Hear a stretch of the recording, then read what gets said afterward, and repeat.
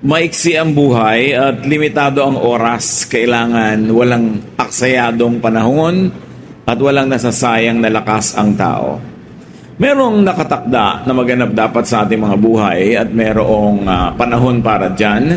Pero pag tayo ay nagsayang ng panahon at lakas, hindi nangyayari ang dapat mangyari. Ang pamagat po ng ating pag-aaral ngayon, do not waste your energy. Huwag magsayang ng lakas. Panginoon, salamat dahil binibigyan niyo po kami ng lakas. At nawa, magkaroon kami ng kaliwanagan para ang lakas na ibinahihiram niyo hindi masayang, magamit sa tama, magbunga sa tamang panahon. Forgive us our sins, O God. Cleanse us. Enable us to see your holiness, to hold your hand, to hear your voice.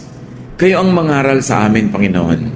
At nawa ang pangangaral niyo ay magtuwid sa aming mga kalikuan, magbigay liwanag sa aming mga kadiliman, at magbigay sa amin ng gabay upang makamit ang dapat makamit sa buhay na ito.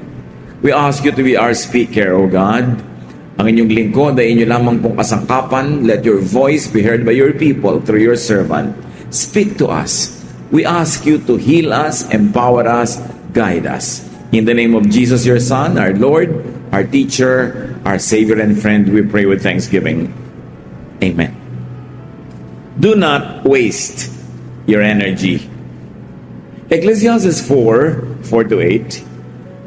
I realize that we work and do wonderful things just because we are jealous of others. This makes no more sense than chasing the wind. Isa po itong napakalinaw na realization ni Solomon na ang tao ay maraming ginagawa dahil lang nakikipag-compete siya sa kanyang kapwa. Dahil nagseselos, naiinggit, nananaghili, kaya nagsisikap na maabot o malampasan yung kinaiinggitan o pinagseselosan. Kaya nga kuminsan napakaraming mga ginang na nakikipag-compete sa mga younger girls that they think are probably attracting their husbands. Kaya ang dami rin lang nauubos na energy trying to look very young, trying to outdo young girls. Ganon din naman yung mga men, ganon din naman yung mga magkakapit-bahay kuminsan. Gusto ng mga nanay-nanay ang mga anak nila best in class, not only because they want the children to really learn and to be outstanding, but because they want their child to outdo every other child in their community. Maraming kompetisyon. Hindi lang ang tao naghupa-pakahusay para siya maging mahusay. May gusto laging lampasan. At sabi ni Solomon, na wari ko na ito'y parang paghahabol lang sa hangin. Ibig sabihin, napapagod ka lang, wala ka namang na-achieve. Sayang ang pagod kung ang tao ay laging nakikipaghabulan, laging nakikipag-compete sa isa't isa. Work done just to compete with and outdo others is senseless and a waste, according to the wisest man that ever walked the face of the earth. It's a waste of time. It's a waste of talent. It's a waste of treasure. It's a waste of precious energy to always compete with others. Kasi kahit ano na naman ang gawin mo, laging may hihigit pa rin at hihigit. Pagandahan ng bahay. Kaya kuminsan kawawa naman yung mga nagtatrabahong anak o asawa na OFW. Panay ang hiling nitong mga narito na magpadala ng pera. Naggawa ng extension yung kapitbahay natin, dapat mag-extend din tayo ng kitchen. Nagtaas sila ng bubong, dapat magtaas din tayo ng bubong. Yung bubong na nananahimik, biglang iniba-iba nila yung korte, maraming letter A. Na korteng bubong, kailangan may letter W tayo, yung bubong natin. Malaki ang TV nila, dapat mas malaking TV natin. Yan ang mga competition sa kotse, sa damit, pagandahan ng bag, etc., etc. Pataasan ng achievement, paramihan ng pera, ng mga ari-arian. But Solomon says, this is like chasing the wind. It is not about chasing a person. Because chasing a person can actually end in victory. Well, it is not assured. But chasing the wind, you can never, ever chase the wind. Dahil hindi nauubos yung hangin. Pag narating mo na yung speed ng hangin, may mas mabilis pa uling hangin. Because to compete with people and to work so hard just to compete with them is not to chase them. It is to chase an idea that can never ever be overtaken. Pag inabutan mo yung tao na magaling, bigla mong malalamang may iba pa lang mas magaling na kailangan mo uling abutan. Parang sa highway. Kung gusto nyo laging kayo yung una, ino-overtake nyo ang lahat, matapos yung maabutan at malampasan nyo isang mabilis, up there in the distance, meron pang isang nandun na mas mabilis uli. Hahabulin nyo uli yun. Pag naabutan nyo naman, meron pa ulit. Hindi naman nauubos yung nasa harap mo eh. So mapapagod ka kung hindi ka ma-aksidente. Wala naman totoong hinahabol. Kasi nga hangin. Hindi aabutan, hindi lalampasan. Matalo nyo man yung kapitbahay, yung isang maganda ang bahay, meron pa isang kapitbahay sa bandaron na mas maganda na naman yung bahay niya. Hindi na tayo titigil. Kung maabutan o malampasan man, meron pa uling bagong kapalit na hahabulin. At sabi ni Solomon, sayang ang buhay kung puro paghahabol lang ang gagawin mo. Mabuti ng mabuti kung masustain mo na makapaghabol, most of the time you will end up as failure because you really cannot sustain this effort. At kahit masustain mo pa nga, hindi matatapos. And the wind is not even aware of your suicidal hard work. Minsan meron kang hinahabol, meron kang gustong angatan, pero hindi nga alam ng tao na yun that you exist. Hindi niya alam na napakalaki na pala ng motivation mo para lang malampasan siya. Yung ginagawa pala niya, effortless. Pero sa'yo, talagang effort para ka maghabol. So, sinong lugi? So, it is important. Sa magkakapatid, may mga ganyang competition ko minsan. Lalo't may kanya-kanya ng mga asawa at yung mga asawa ang mga nagsusulsol. Mag-compete, no, sa magpipinsan. Kaya sikat kahit sa Bible yung mga kwento ng sibling rivalry. Kumisan ang mga pinakamapapait na magkakaaway, magkakapatid. Kasi ang laki ng competition. At nakakalungkot, meron pa mga mag-asawa, sila yung nagko-compete. May professional jealousies, palakihan ng kita, patapangan, pagalingan, pahusayan. Bakit ka pa nag-asawa ko yung mismong kapartner mo sa buhay, ituturing mong kakompetensya? Sa amin na Ecclesiastes 4:4-8, fools will fold their hands and starve to death. Yet a very little food eaten in peace is better than twice as much earned from overwork and chasing the wind. Yung mga hangal ay hindi gagawa hanggang mamatay sa gutom. Pero, may isa pang uri ng kahangalan. Yung sobrang gumawa kahit hindi na kailangan. It is bad to be too lazy as to go hungry. At hindi naman tinuturo sa Bible na magpakatamad ka para magutom ka lamang. But overworking and overachieving is neither desirable nor advantageous. Kasi merong law of diminishing returns. Hindi ko mo more work means more product and more fruit. At hindi ko mo more fruit means more satisfaction. Kung ang pagdami ng pera directly proportionate sa pagdami ng katatawa, ng kasiyahan, dapat yung mayayaman hindi na tumitigil katatawa. Kung yung pagdami ng pera ay ganoon din ang pagdami ng kaligayahan, dapat yung mga sobrang yayaman, hindi na naghihiwalay yung mga mag-asawa. Hindi na nagiging broken home din tulad nung walang pera. Hindi na dapat nag-aaway-away.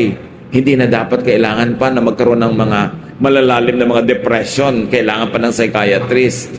Pero nangyayari yon. Ibig sabihin, kahit dumadami ang pera, hindi ibig sabihin dadami ang saya. Sure, meron tayong kailangang minimum amount of money para hindi ka maging malungkot at hindi ka maging gutom. You've got to meet that minimum.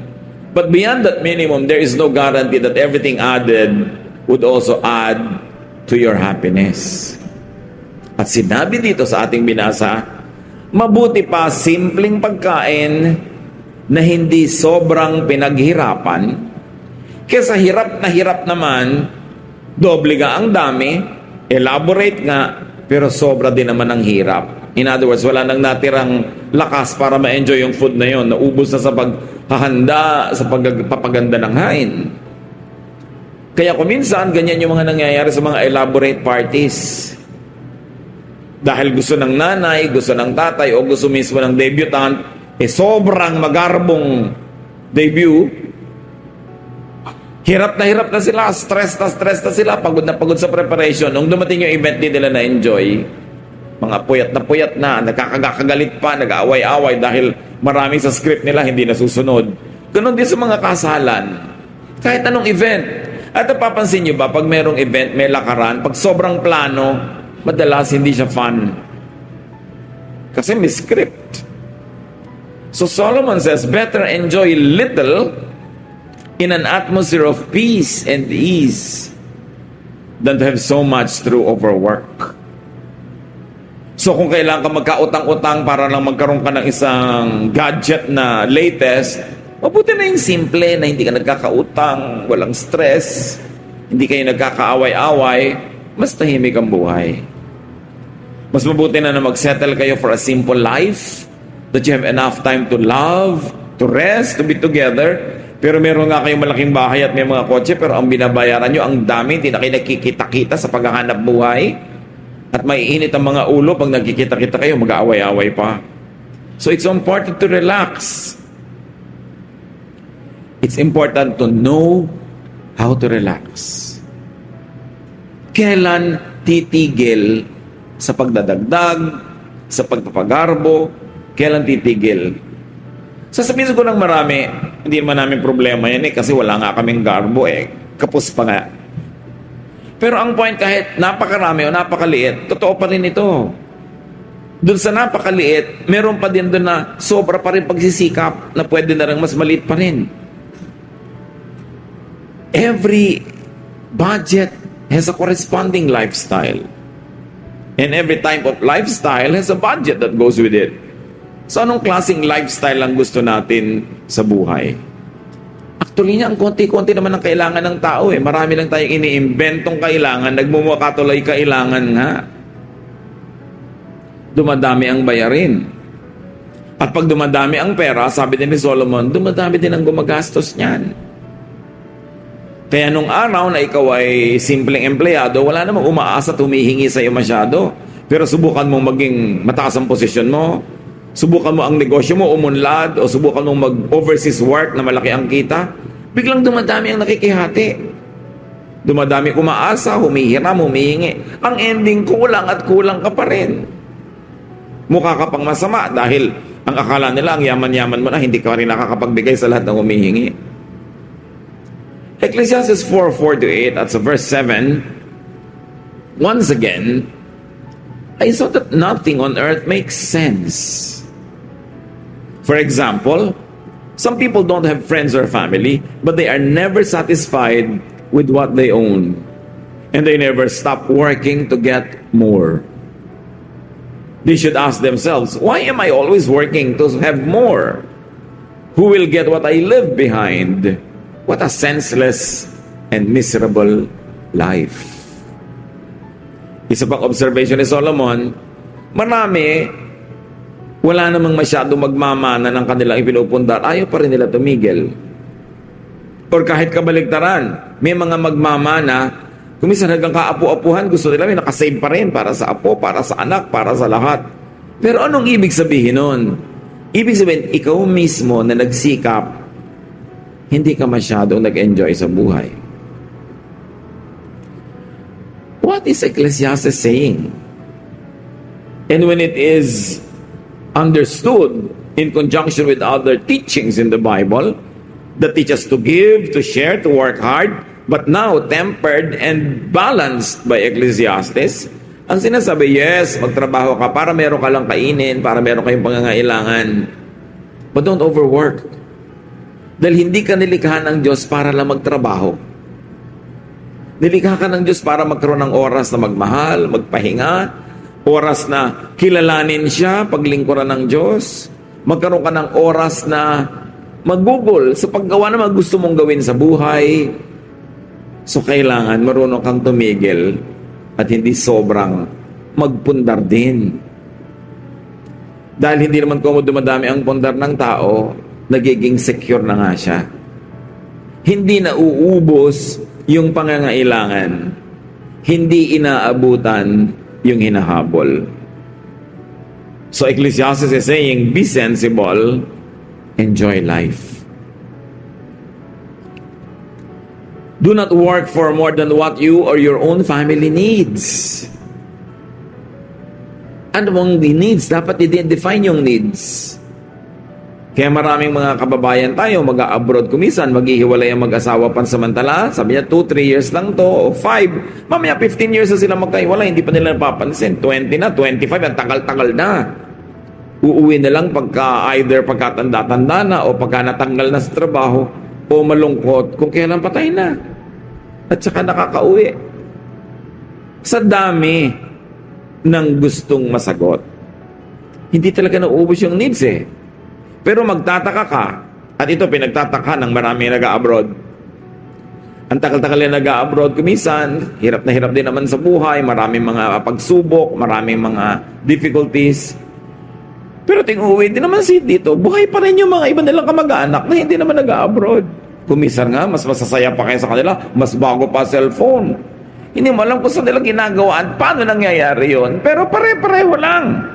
Yung mga walang pera, yan ang magaganda cellphone eh. 90%. Yung talaga mga mapera, simple lang yung mga cellphone. Yung talaga yung mga iba, pagka pinipindot nila, may lumalabas pang electric fan. Parang hindi na titigil yung cellphone na yan ng bagong model. Ano? Yung mga gadgets na yan, mga computer na yan, isa na siyang napakalaking bisyo. At isa na siyang napakalaking kabulagan ng mga tao. Kailangan lagi kang merong bago. Ang mahalaga lang naman, nakaka-communicate ka. Kailangan ba talaga na may refrigerator sa loob ng cellphone? Pero mamaya lalagyan na rin nila yan dahil yung iba bibilin pa rin yan, di ba? Do not deprive yourself of rest, of peace. That's why people know when to stop. I cannot tell you when to stop. You've got to study that and say, I've got to stop.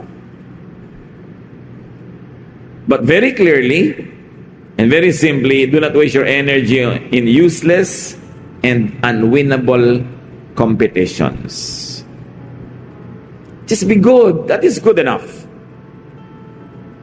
Sometimes be very good. And very, very once in a while, be excellent. But if you're going to be excellent all the time, para kang electric fan na lagi nasa 3, yung speed ng fan, 3 buwan lang sira ka na. Kasi overused. Kahit na dalawang bagay, pag lagi nakatodo, madali masira. Tao din.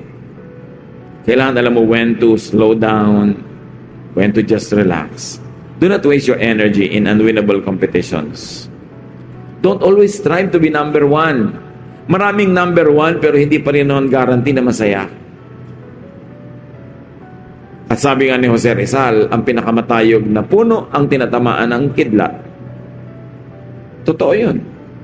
Mahirap maging number 1 at lalong mahirap mag-maintain na maging number 1. Alam niyo, isa pinakamahirap ma-maintain, yung sa pamilya niyo, ikaw ang kilalang number 1 na pinakamapera. Grabing stress yan.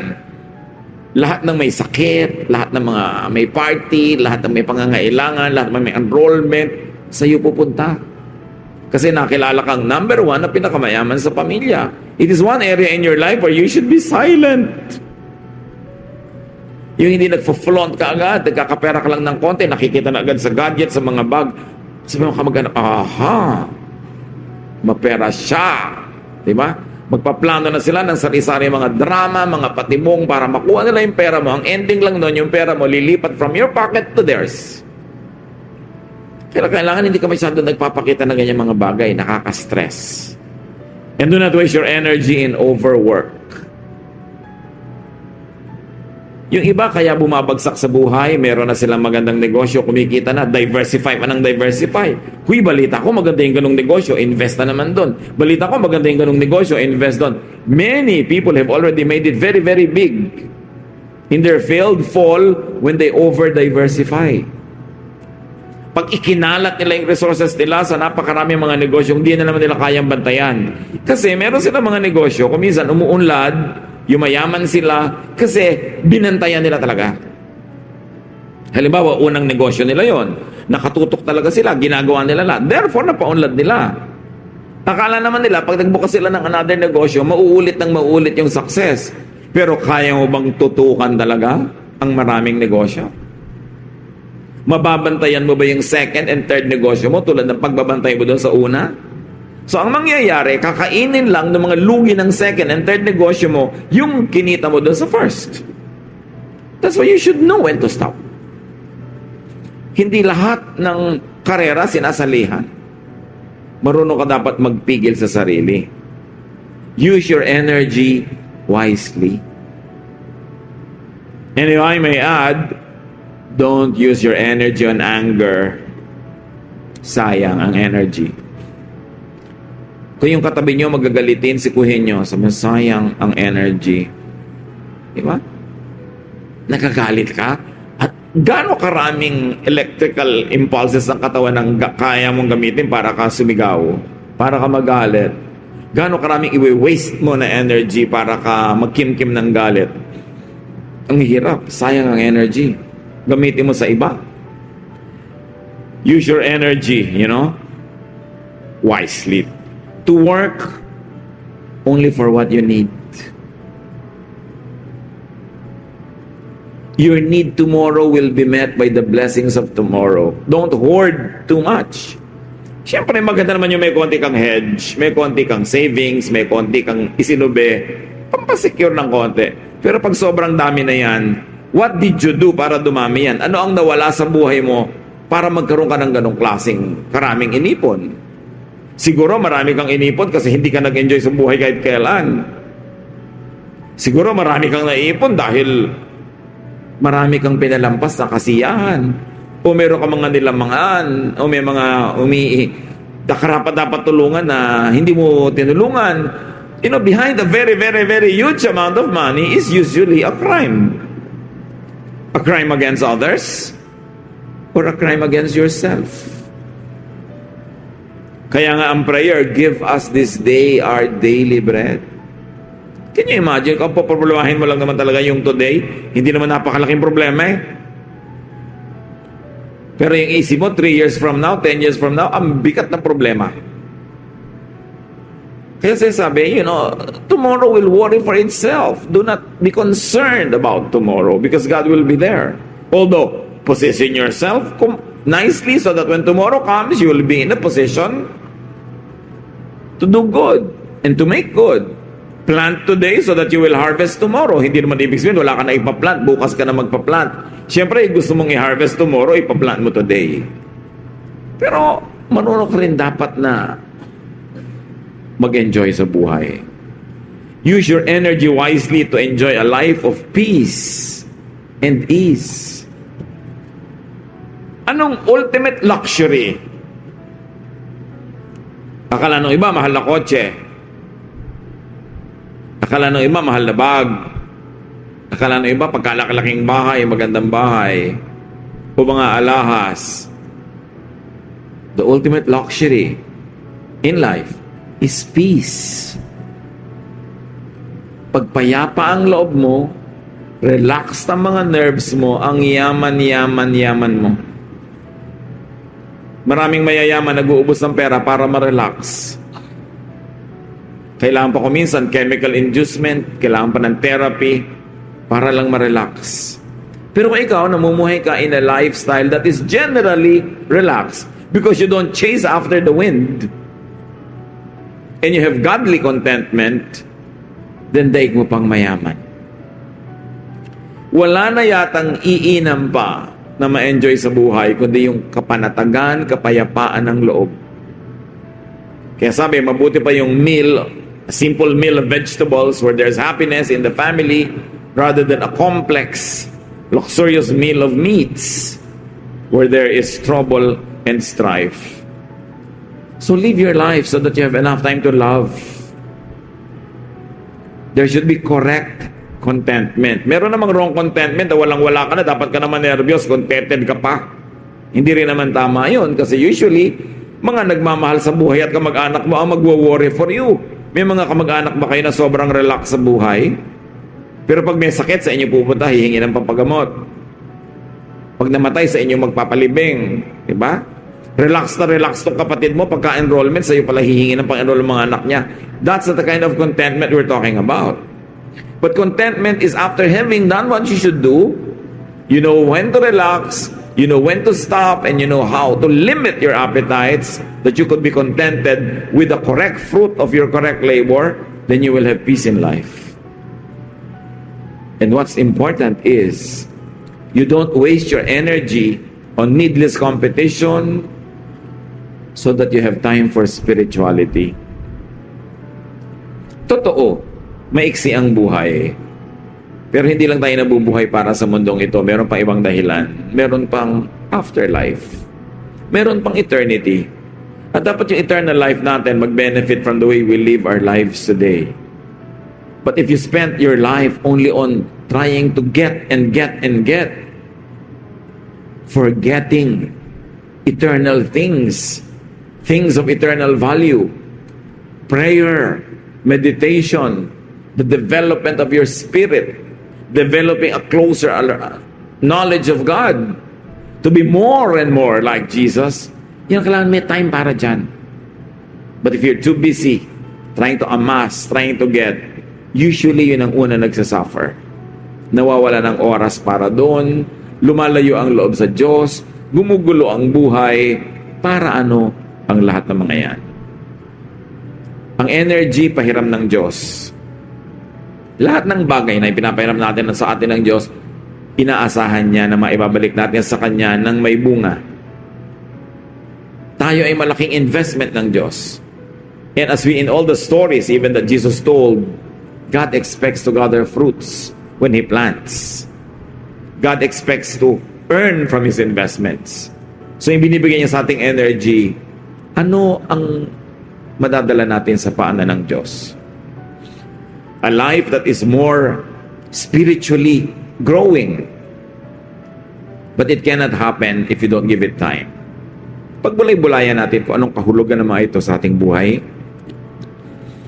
Ama namin, turuan niyo po kaming suriin ang sarili namin kung may nasasayang kaming lakas o oras sa buhay. Totoo, marami sa amin, hindi naman maluho, hindi naman lampas-lampas ang mga kinikita, hindi naman issue sa amin na sobrang dami na namin mga kayamanan. Pero turuan mo kami in whatever station in life we are to do only what is right, to gather only what should be gathered, and to live for tomorrow things that should be done for tomorrow. Habang nagiging responsable rin naman kami to do today what we must do today, give us discernment. Give us wisdom. At nawa, Panginoon, sa aming pagiging matulungin, sa aming mga sakripisyo para sa aming mga pamilya at mahal sa buhay, huwag mo kaming makitang pinababayaan ng aming sarili. Ang turo mo sa amin, love others as you love yourselves. It means that you like us to love ourselves and others at the same time. Turuan mo rin po kami, Panginoon, kung lumalabis naman ang pagsasakripisyo namin para sa iba, na walang natitira para sa amin. Turuan mo kaming pahalagahan din ang aming mga sarili, ang aming buhay, ang aming mga layunin, mga pangarap, mga gustong mangyari. Dahil gusto mong mangyari sa amin yun. Turuan mo kami, Lord, i-balance yung paglilingkod sa kapwa, pagtitiis, pagmamalasakit, sa pag-aalaga din namin sa aming mga sarili.